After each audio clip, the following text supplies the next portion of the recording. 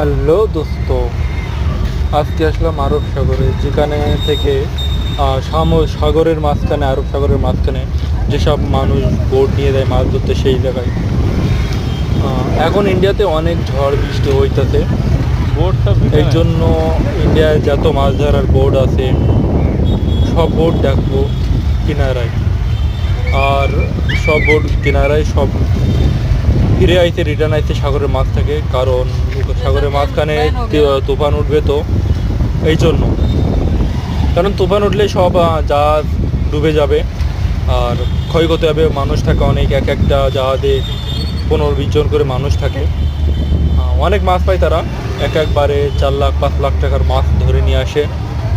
আর না হলেও 3 লাখ টাকার মাছ না নিয়ে তারা ফেরে না। আর তাদের খরচাও বেশি না। মেন খরচা প্রবলেমটা হচ্ছে তাদের কষ্ট কোথায়, পানির যে ঢেউটে, এই ঢেউটে 10 দিন 15 দিন তাদের থাকতে হয়।